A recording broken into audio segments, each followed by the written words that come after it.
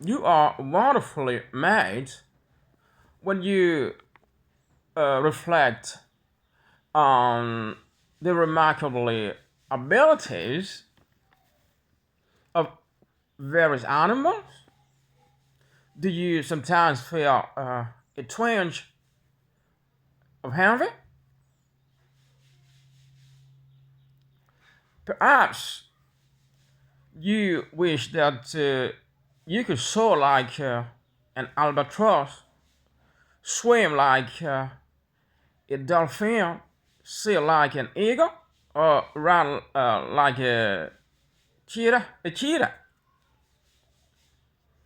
Yes, animals have some amazing abilities,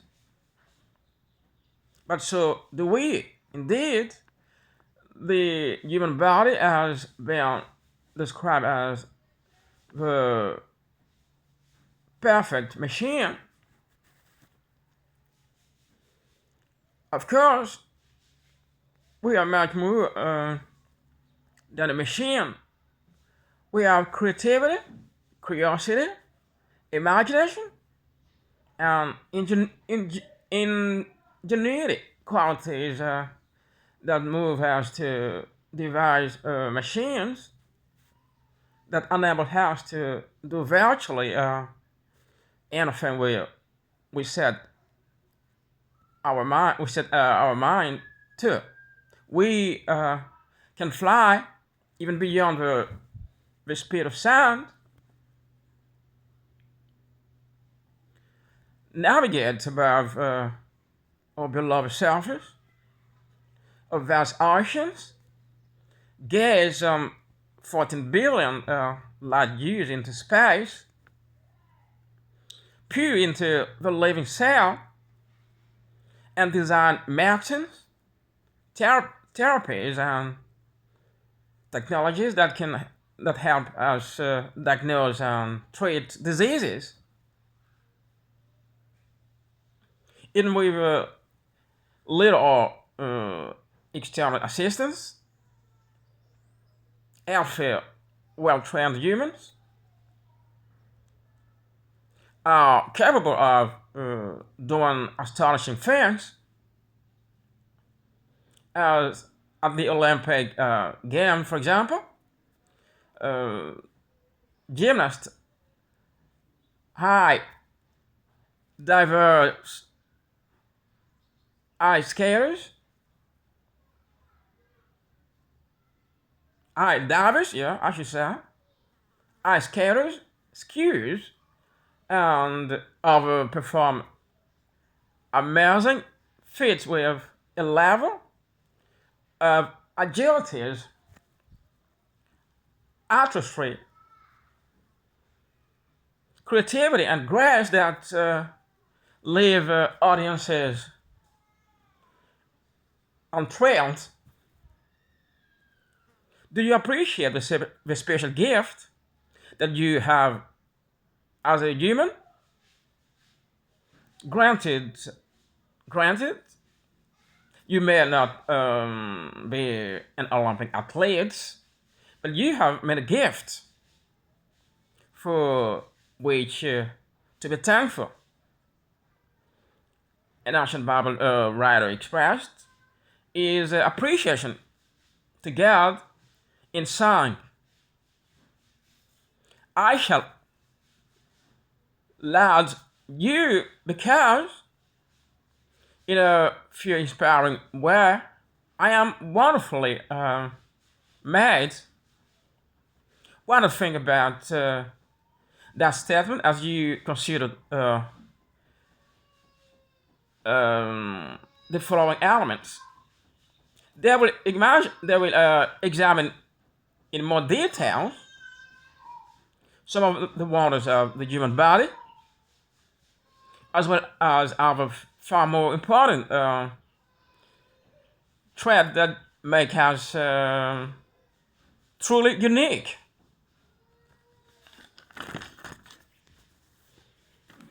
I appreciate your special gift.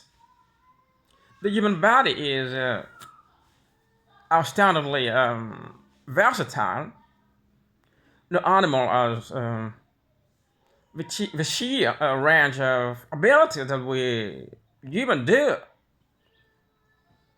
One reason for our versatility in our upright stance, which not only expands our area of vision, but also frees our arms and hands for any number of tasks.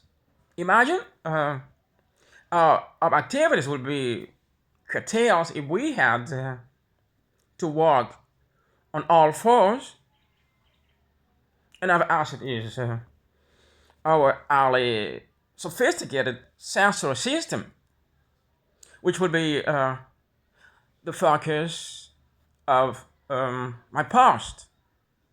This system includes the hands, the ears, the eyes, and of course, our exceptional brain. Let's look at this individually. The human hands. Our hands are beautiful instrument of amazing precision. With them, we can thread a needle or swing an axe, paint a portrait, or play the piano. Our hands are also highly sensitive. Even a brief touch may reveal whether a substance is fur, paper, skin, metal, water, or woods, gas. Our hands are much more than implements for grasping, and manipulation. They are also a source of knowledge about our worlds, and they are a means of conveying warmth and affections. Why in the human hands? Why is the human hand so adept, so expressive, so sensitive, and so versatile? The reasons are many. Consider four. Our hands have a total of more than 50 bones, about a quarter of all the bones in the body. The intricate assembly of the part of the hands, the bones, the joints, the ligaments give the human hand extraordinary flexibility. Two, the hand has an opposable thumb mounted on the saddle joint, an ingenious configuration of two saddle-shaped surfaces at right angle to each other. The joints, along with the associated muscles and other tissues, gives the thumb amazing flexibility and strength. Three, three sets of muscle control the hands, the two most powerful sets. The extensors and the flexion are in the forearms, and operate the fingers by means of tendons. How bulky and unwieldy the hand would be if these muscles were located in it. The third set much smaller, which does lie within the hand, give the fingers precision of movement. 4. Your fingers are, in fact, living sensors. The fingertips are in fact living sensors. The fingertips having about 2,500 receptors in just 1 square centimeters. However, the receptors are varied, each kind of having its own function, enabling you to feel texture, temperature, wetness, vibration, pressure, and pain. As a result, the human finger is the most sensitive touch sensor known. The human hear, although some animals can hear sounds, frequencies beyond the range of human hearing. The combination of a human's ears and brain is a formidable one, say other experts. Our hearing enables us to determine loudness, pitch, and tone to approximate the directions and distance of a sound's source. The frequency range of a healthy human ear is roughly 20 to 20,000 hertz or cycles of sound oscillation per second. The most sensitive region is in the 1,000 to 5,000 hertz range. Moreover, we may be able to detect a change of just 1 hertz from, say, 440 hertz to 441 hertz. Indeed,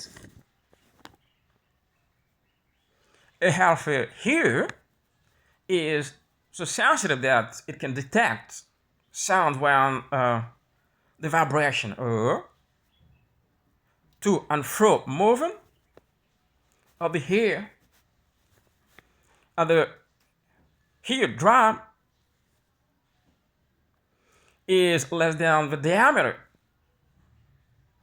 of an atom.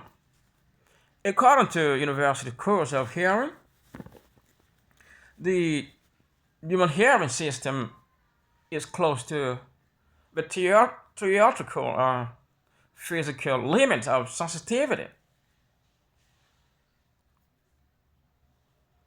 There would be little point in being much more sensitive to sound, as all we would hear would be a hiss, the result of the random movement of the atoms and molecule that make up the ear. Eardrum vibration are amplified mechanically by lever actions and are transferred to the inner ear by means of the ossicles, tiny bones known as the hammer, the anvil, and the stabs. But what if your ears are suddenly struck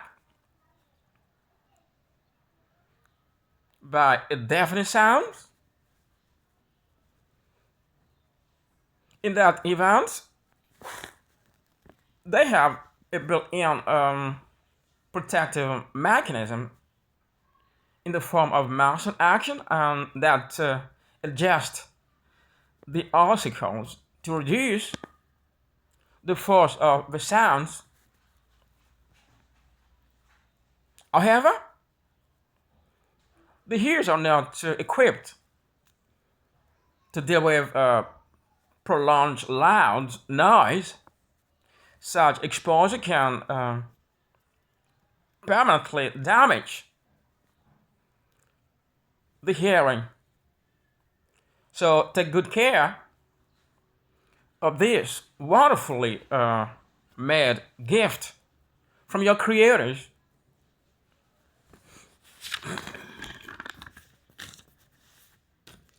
Your auditory system also helps you to detect a sound source. The secret lies in a number of factors,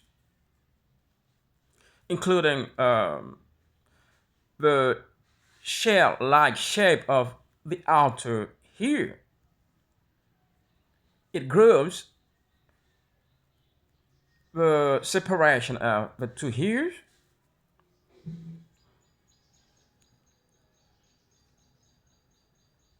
um, and some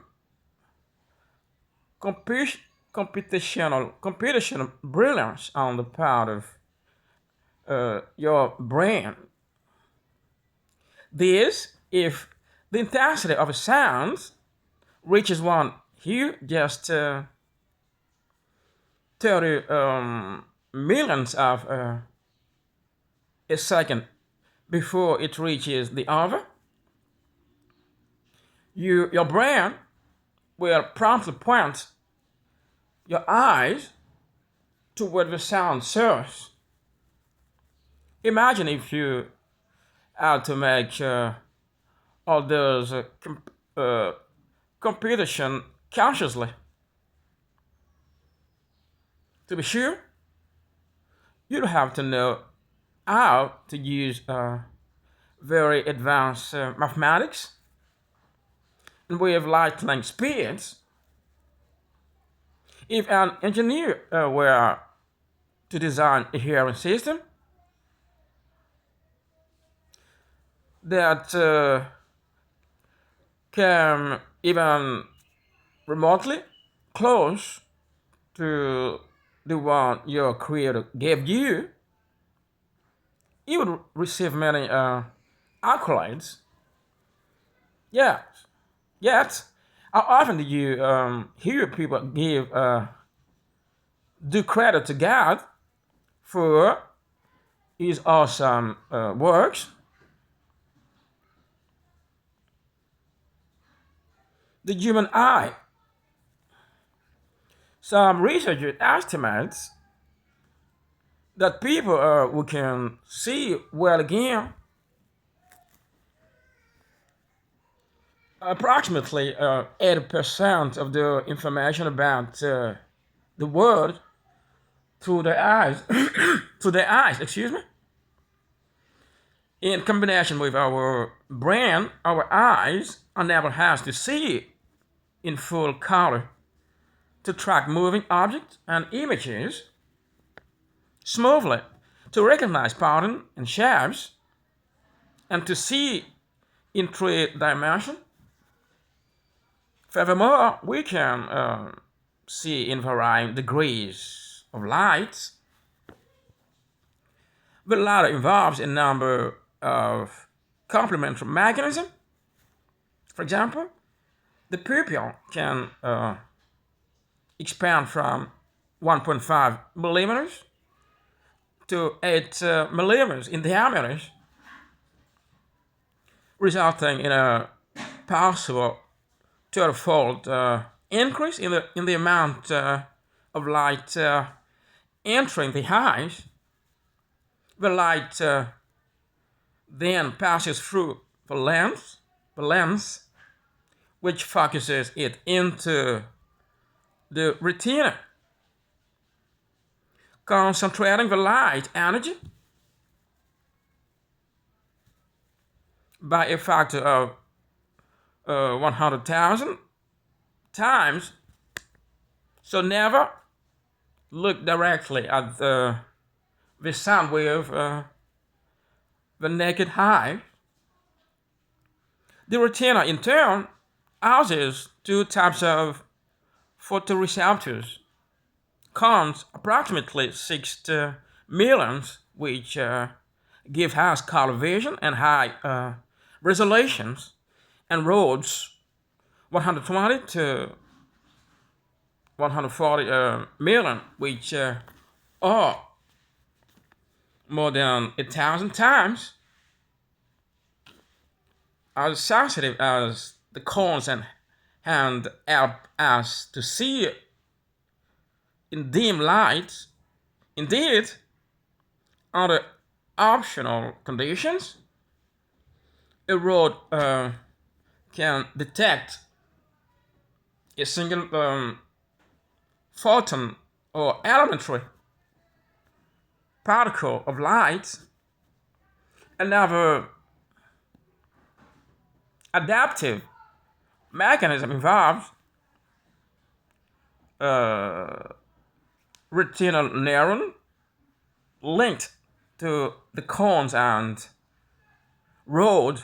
This neuron adapts in second and can improve night vision by a factor of 10 or more, says the American Optometric Association. Neuroadaptation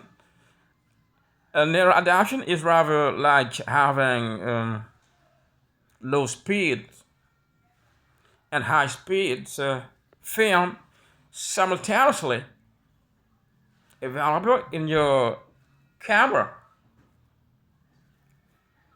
Engineers often design cameras, scanners, and computers along with compatible software. But the degree of integration and the level of sophistication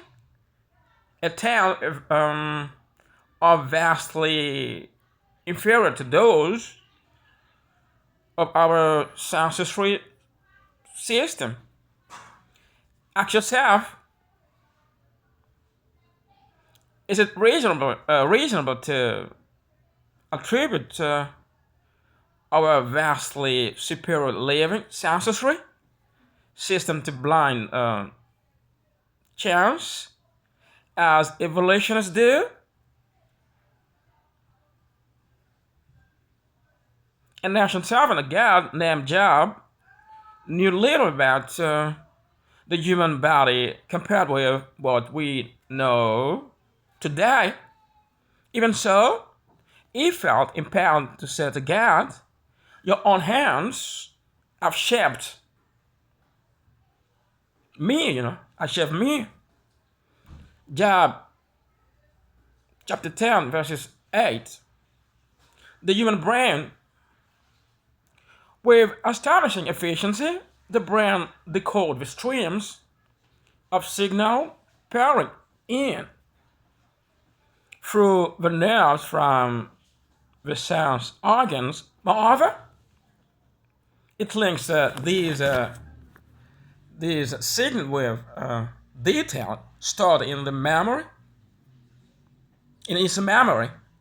Yeah, I should say, there's a certain smell immediately trigger the brain to retrieve long forgotten experience or event.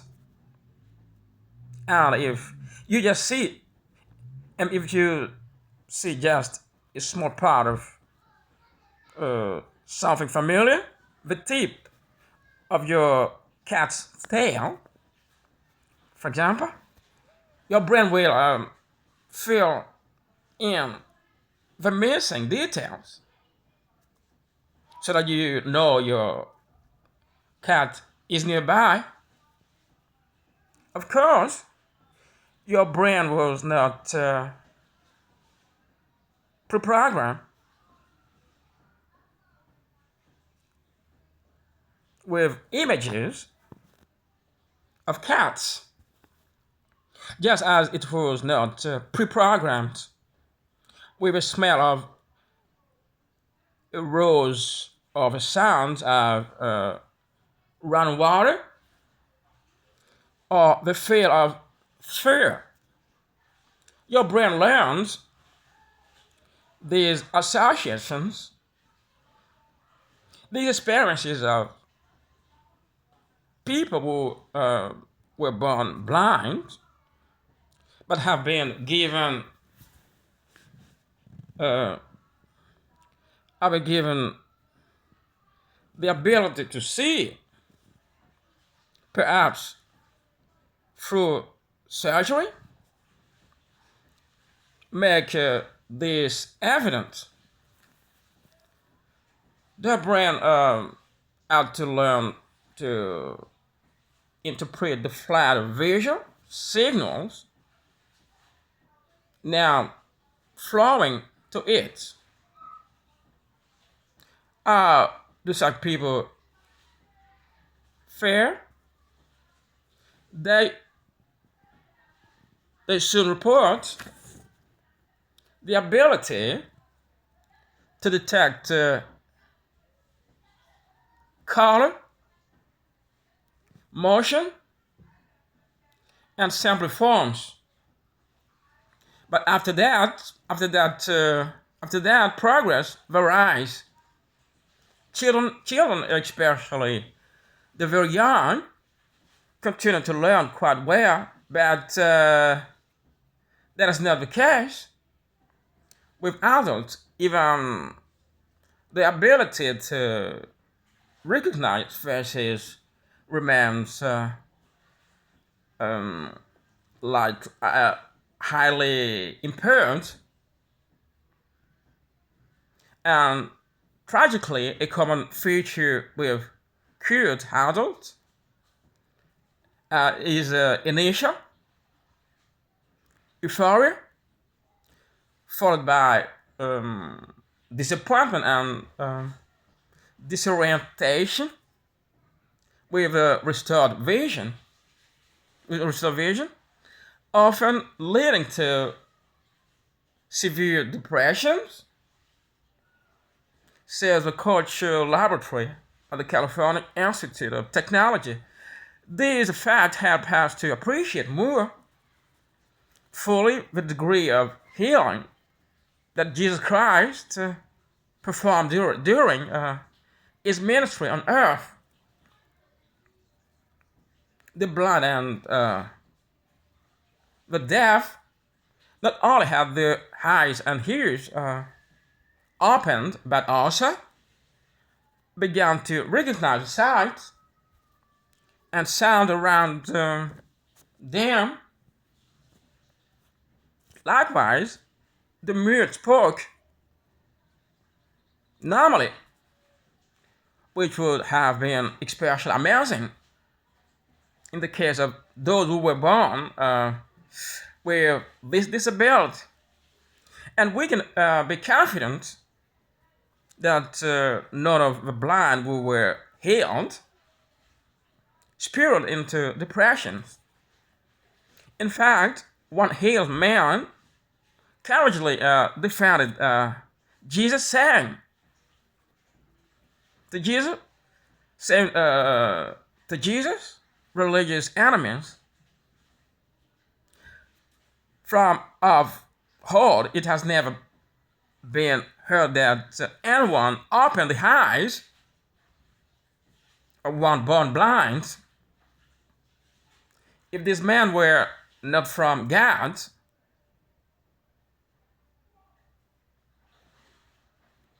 this is briefly describes how wonderfully our human being are made